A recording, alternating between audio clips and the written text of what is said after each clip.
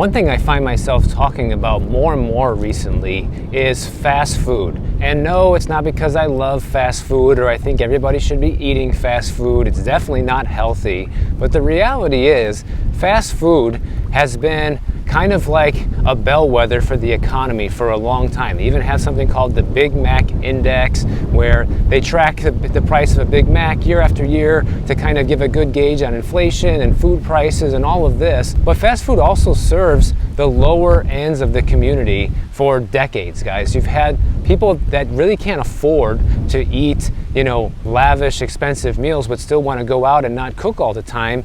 They eat fast food. And even people that make a lot of money eat fast food too. Really, it's something that translates across all income levels. But particularly, people in the lower income levels tend to gravitate more towards fast food because it aligns with their budget, right?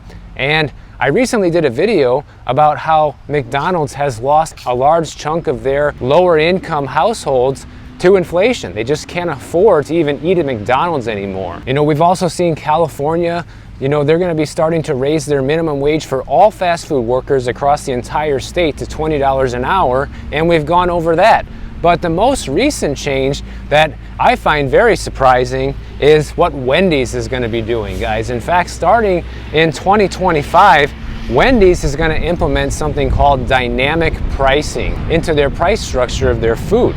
And it's basically like what Uber does. When you get an Uber, you can get the same Uber ride from one place to another 5 days a week. Say you take Uber to work or to school or something like that.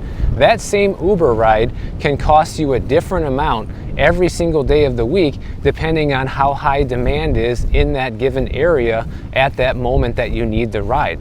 Well, that's exactly what Wendy's is going to start doing with their fast food prices. What they want to do is they're going to put up new digital menu boards, and depending on the time of day that you enter the store, you could pay more or less for an item on the menu based on their dynamic pricing. Wonderful, huh? So now you don't even know how much a fast food meal is going to cost. That's not even going to be stable anymore, let alone inflation has already taken the price of fast food basically out of control. But now it's going to get worse. And of course, the CEO of Wendy's is giving some bogus excuse of why they're doing this. They're saying, we expect our digital menu boards will drive immediate benefits to order accuracy, improve crew experience, and sales growth from upselling and consistent merchandising execution. Just a bunch of, corporate mumbo jumbo baloney that basically just means we need to make more money, and I'll get to that in a minute because that's definitely part of this. So it's not bad enough that the cost of food across the entire world has exploded for everybody, but now you don't even know how much you're going to pay depending on the time of day you're hungry, guys. That is just getting insane. And trust me, if Wendy's is successful with this, you can guarantee this is going to translate over into other fast food operations as well. So we don't know how well this is going to work out for them, because part of the reason they're doing this is because their profits are starting to slip. So they're trying to figure out, scheming little ways to make more money, and this is it. What they're hoping it will really do is support sales and profit growth across this new system.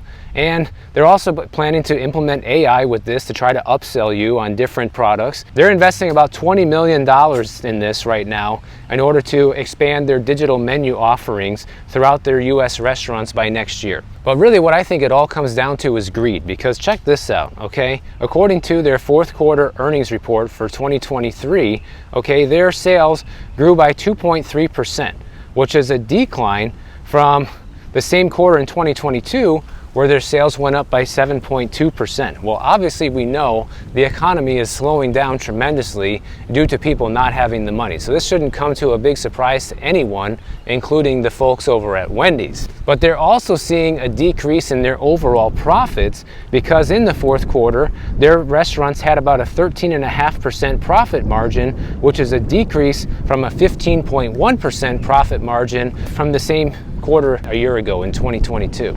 So because their profit margin went down by 1.5%, guys, they want to implement this dynamic pricing to basically figure out when's the best time of day to gouge people. So that is just insane what they're doing. And I think this is just kind of wrong. I think it's morally wrong, but it doesn't matter what I think, because these companies are going to do whatever they want to anyways.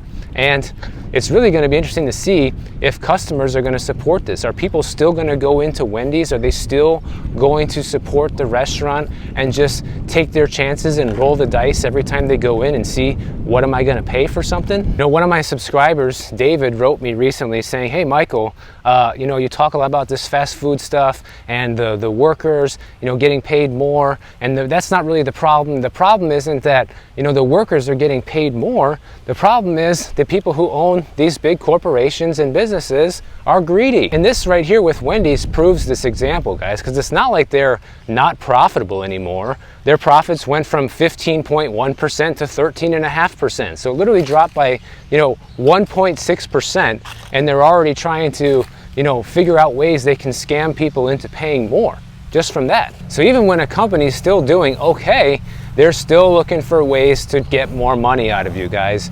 And I think this is a big deal because fast food is literally the cheapest form of food that we still have that's accessible to basically everyone. Even in areas where there's food deserts across the country, where you don't find grocery stores that sell healthy food for miles, you're still guaranteed to find a Taco Bell, a Wendy's, a McDonald's, right? You're gonna see those places even in the food deserts. But this most recent move that they're gonna be implementing just goes to show you that it's really just about greed, guys. It's about keeping the same level of income or increasing the income. They don't want to see profits go down, even if it's just by a little bit. But I think this is gonna spell big trouble for the restaurant industry in general and the economy, guys, because when people stop eating out, that means, you know, things are not headed in the right direction. When people are feeling good about their finances and feeling like they're flush with excess cash, that's generally when the restaurant business is doing well. And the opposite also holds true. If people are feeling strapped, like they don't have enough money and can't afford to eat out, restaurants are one of the first businesses that start to suffer because people need to eat, but they don't have to eat out. And if we take a look at this chart here, the change in U.S. Consumer Price Index for table service restaurants versus counter service restaurants, which is basically fast food restaurants, you can see that the price increases for fast food restaurants has actually outpaced the sit-down restaurants by a pretty big margin, you know? And since 2019, these prices have gone up anywhere between 20 and 30% for these restaurants. So that is a tremendous increase to eat out, guys, in just a few years. If we take a look at this chart here, it will show you how much the price of a Big Mac has gone up in different countries across the world, which is that Big Mac index we've been talking about. In the UK, it has gone up a whopping 32% between 2019 and 2023. South Africa, 27%. Eurozone, 26%. Here in the US, 19%, guys. So it is going up everywhere except for Japan. Apparently nobody wants to eat Big Macs over there because it's actually down 11%, which is pretty surprising considering where inflation is at worldwide right now.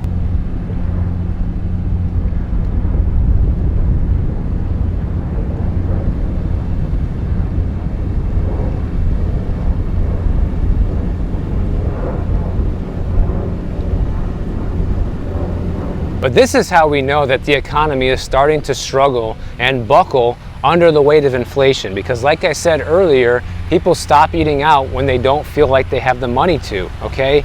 And when you look at this chart here, starting just from a year ago, in February of 2023 up until present day, you can see how much people have stopped going to restaurants, guys. All restaurants are seeing a decline right now, and it keeps declining basically month over month right now. This is about as plain and simple as it gets, if you ask me. You don't have to be a genius to look at a chart like this and say, well, maybe the economy is not doing as good as we're being told by all the experts right now, because if it was, why are people skimping out on something that's supposedly cheap like fast food, right? That should be something that everybody can afford at all income levels, which was true up until recently. Everything that we're seeing right now is being put out there as like a diversion to try to convince you that things are going better than they really are. But when you just look at the facts that, you know, restaurant sales are down more than 5% in just a year's time right now, that's not going in the right direction. If things were going well, it should be going up, not down.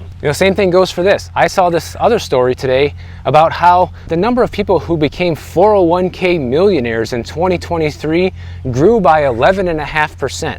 And in case you don't know what this means, it basically just means that people that have a 401k account crossed over the $1 million threshold in 2023, and that figure went up by 11.5%.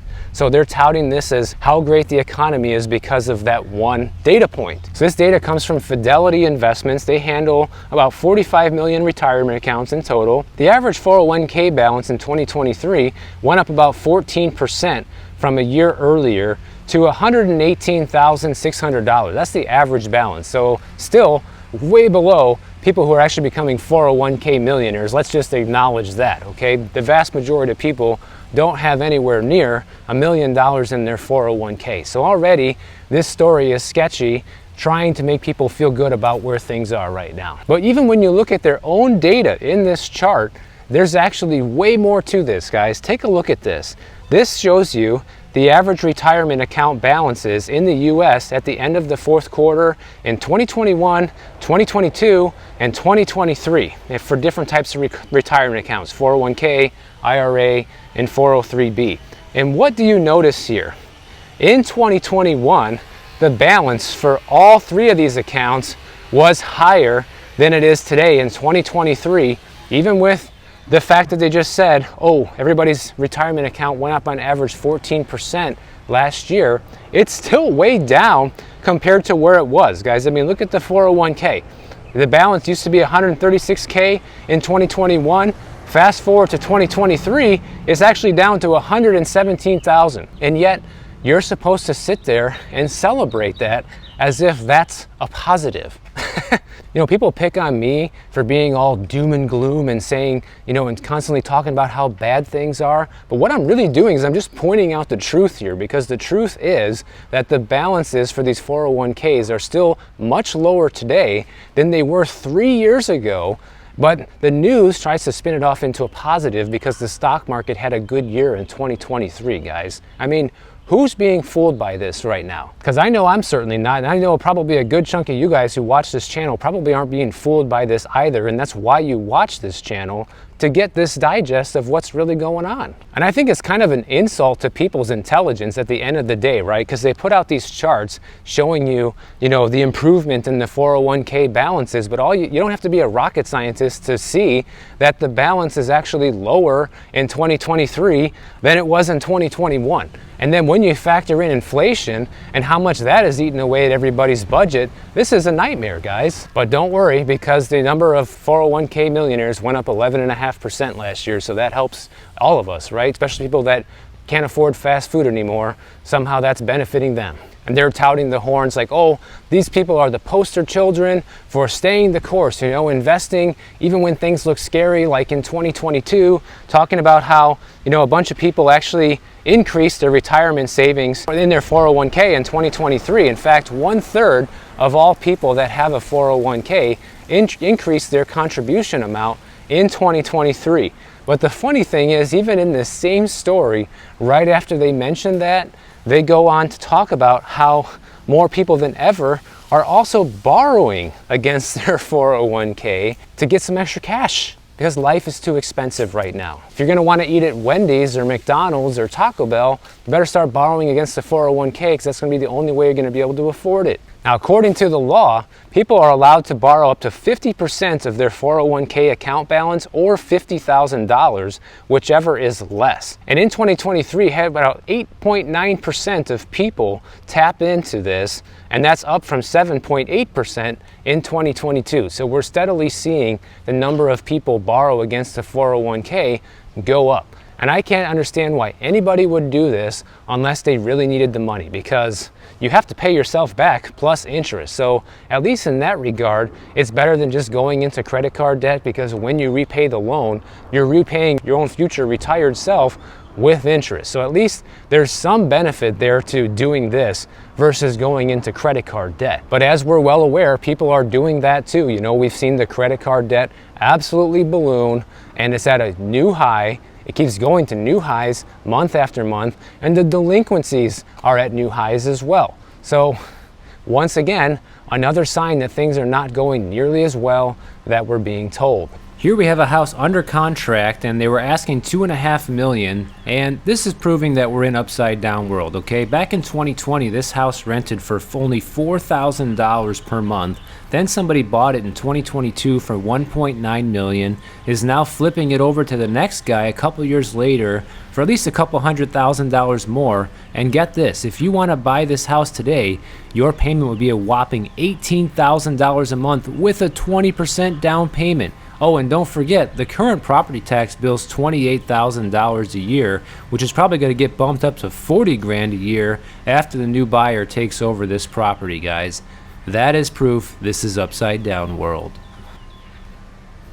I think the scariest thing about all of this, to be honest, is how many people are doing all of it, you know? How many people are taking hardship loans against their 401k, combined with maxing out their credit cards, combined with taking out home equity loans just to survive right now. And imagine how all that leverage could artificially, goose the economy right now, right? If you have a bunch of people that have all this extra source of money to tap into for now, that can easily keep things going along and the consumer spending much higher than it actually would be if people didn't have those resources.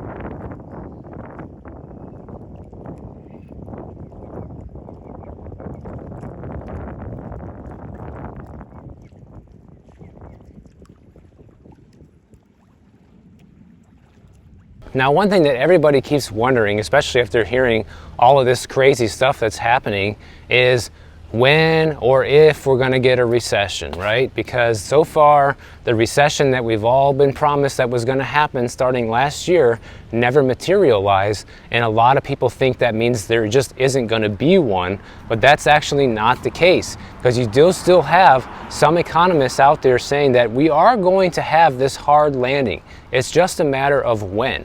And I think most of them now are in agreement that we're going to avoid a recession in 2024. And we can all speculate reasons why, most likely because it's an election year, but without getting into that, who cares, right? Okay, say we avoid the recession this year. Doesn't matter who gets elected president and what happens after that, because that's almost guaranteeing us to hit that hard landing starting in 2025 after everything being delayed and pushed back as far as it can possibly go.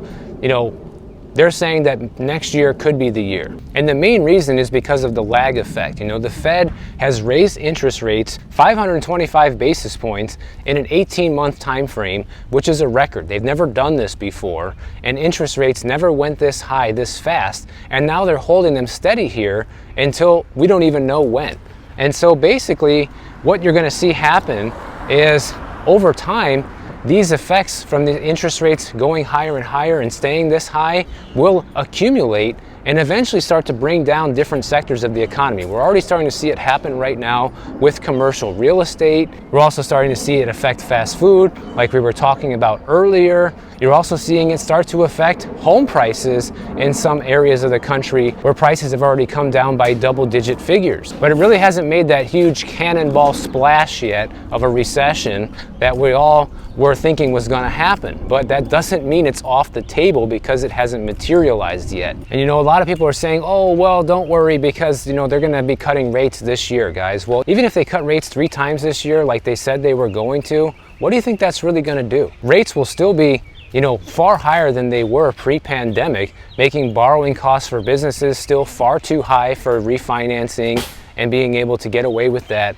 It's still going to be way too high for people to borrow money to buy homes and buy cars, especially now that wages are not keeping up with inflation.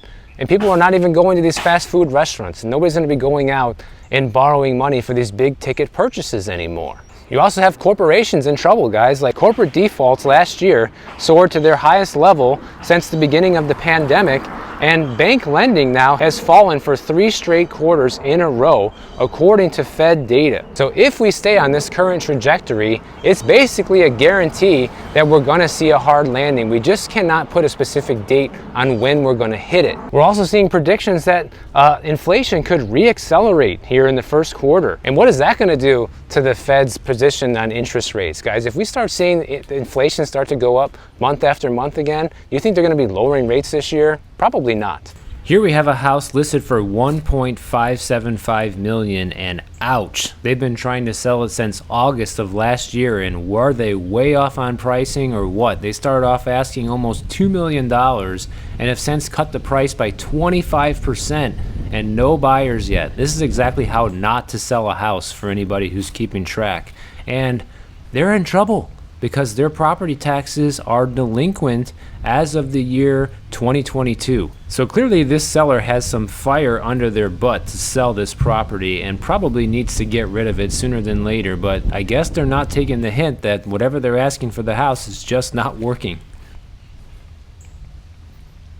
And the bottom line is, I think somebody needs to speak against all the BS that we're seeing right now, because just these stories right here, that just goes to show you how out of touch with reality all of this is, guys. Like the amount of 401k millionaires increasing by 11.5%, who cares? Unless that's actually you, who cares? And also, if you're a millionaire, chances are you're not really being affected by much of these price increases anyways, right? But for the vast majority, the 90% of the population who is being affected by all of this, it's devastating to your budget. But you know, the news outlets don't want to look at that. They just want to talk about how the top 10% are still doing so well. You know, that's what this is right here. And I'm not gonna lie, guys, yeah, I do well for myself. I'm not saying that I don't. It took me a very long time to get to where I am in life right now, and I worked very hard to get here. I know what it's like to have $5 in the bank account, okay? I've been there multiple times in my life, and once you go through that and you had to dig out of that yourself, you never really forget what that's like. No matter what happens to me, I'll always remember what it's like to be broke and what it's like to struggle and what it's like to have to choose what you're gonna pay for this month because of how tight things are, guys. I moved to Miami during the beginning of the last recession, guys, so I know what it's like to budget and, you know, not have the money for things and give things up and make sacrifices, okay? So don't think for a minute just because I'm out here making these videos, walking in the sunshine, that I don't have a clue on what it's like, because that couldn't be any further from the truth. Just like a lot of people out there, I had bad spending habits. I had credit card debt. You know, I couldn't get my act together for a long time. And it took me until I was 27 years old to get completely out of debt, not owe anybody any money, and to really get on track with my life in terms of savings, guys, because I was just spending almost all the money I was making on paying off my debts and paying the bills. And when you're in that loop, it's really hard to get ahead. But I focused on trying to increase my income year after year with any means possible. When I was doing real estate, now with YouTube, I'm doing the same thing. Simultaneously cutting out expenses that you don't need and living on less, you know? And when you do a combination of both of those things, you'd be surprised at how fast you can get ahead. And that's exactly the path that I took. So I just want to give that little quick pep talk to people who are feeling like there's nothing they can do, because I see this in the comments a lot, you know, like, oh, that must be easy for you, Michael. You're just out here making those videos while the rest of us are struggling. Like, I was you, okay? That was me 10 years ago.